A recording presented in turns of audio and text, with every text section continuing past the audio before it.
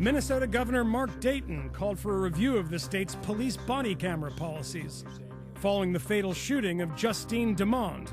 Police officer Mohammed Noor shot and killed Demond on Saturday night, and both his camera and his partner Matthew Harrity's camera were turned off during the shooting. As with other police shootings around the country, it will be the local prosecutor who chooses whether to bring charges against Officer Noor.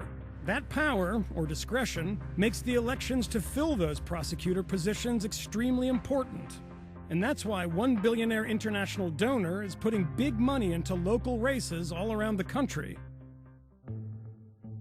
In March, Aramis Ayala, the first black state attorney elected in Florida, said her office would no longer seek the death penalty. 3 months later, Kim Foxx, the state attorney for Cook County, Illinois, announced her support for releasing nonviolent defendants without cash bail.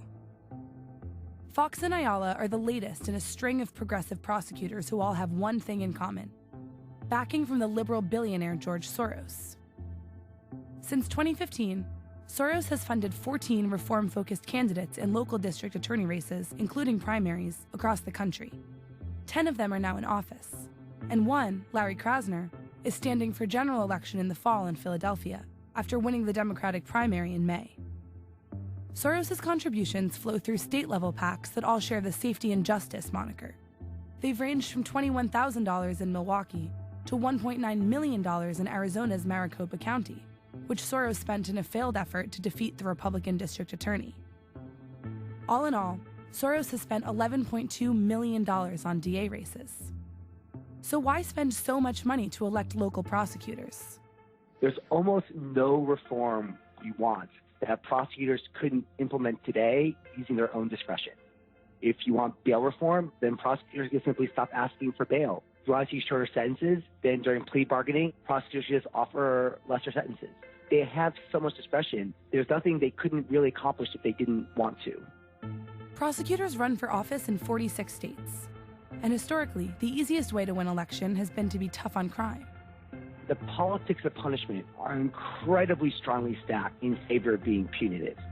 This is precisely what Soros wants to change.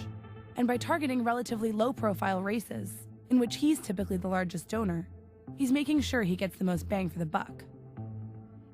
Pfaff says that if Soros wants to make the most impact, he should focus on prosecutors in rural areas, like Mississippi's Scott Colum, to whom Soros gave almost $1 million.